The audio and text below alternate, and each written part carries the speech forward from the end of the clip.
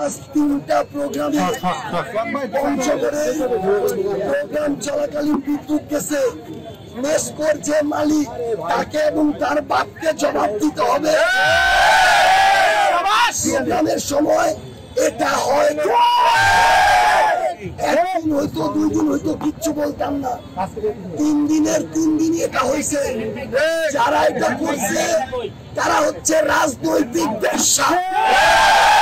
এই রাজনৈতিক দেউলিয়াদেরকে আমরা দেখে নিব, তাদের কলিজা কত কলিজা ছিঁড়ে রাস্তায় ফেলে রাখবো।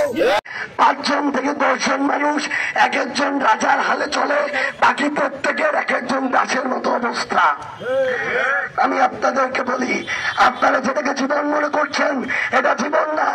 আপনাদেরকে শুধুমাত্র একটা চক্রের মধ্যে ঢুকায় দেওয়া হয়েছে, যে চক্রে দিনে আনবেন, দিনে খাবেন, শ্রমিক ভাইরা 400-500 টাকা মজুরি পাবে, আর আপনার নেতাদের ঘরে ওই রাতের বেলায় প্রত্যেক দিন 5 লাখ 10 লাখ টাকা ভাগের টাকা ঢুকবে। আমরা স্পষ্ট করে বলি, বাংলাদেশে ওই দিন পরিবর্তন করতে হবে যে নেতারা পঞ্চগড়ে বাড়ি করবে, ঢাকায় বাড়ি করবে, আমেরিকায় বাড়ি করবে, আর এইসব শ্রমিক নামক সাধারণ মানুষ নামক যারা দাসের মতো থাকে তাদের চামড়াটা কালো থেকে আরো কালো হতে থাকবে। এটা আমরা আর হইতে দিব না। যারা যারা এই অপকর্মের সাথে জড়িত, আমরা এখান থেকে হুমকি দিতেছি, ভালো হয়ে যান, হেদায়েতের পথে আসেন, নাহলে 2 মাস পরে নিজের পোস্টার লাগানো বাদ দিয়ে ওই বিলবোর্ডে আপনার নাম ঠিকানা বাপ মার পরিচয় দিয়ে লিখে দিব আপনি 1 নম্বর চাঁদাবাজ।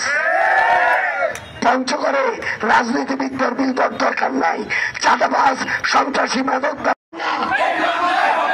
পঞ্চগড়ে হবেন না, মাদকের ঠিকানা পঞ্চগড়ে হবেন না, সিন্ডিকেটের ঠিকানা পঞ্চগড়ে হবেন না,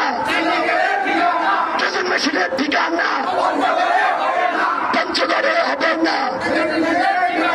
ইনকিলাব ইনকিলাব, দিল্লি না ঢাকা, ক্ষমতা না জনতা, আপোষটা সংগ্রাম, দলনের রাজপথ, দিয়েছি তো রক্ত, আরো দেব রক্ত, রক্তের বন্যায় দেশে যাবে অন্যায়। আবু সাইদ মুক্ত, শেষ হয়নি যুদ্ধ, আমাদের যুদ্ধটা এখনো শেষ হয়নি। যতদিন না আপনাদের কাঙ্ক্ষিত পঞ্চগড় পাচ্ছেন ততদিন পর্যন্ত এই যুদ্ধটা চালিয়ে যেতে হবে। ইনশাআল্লাহ আমরা ঐক্যবদ্ধভাবে চালিয়ে যাব। সবাইকে অসংখ্য ধন্যবাদ।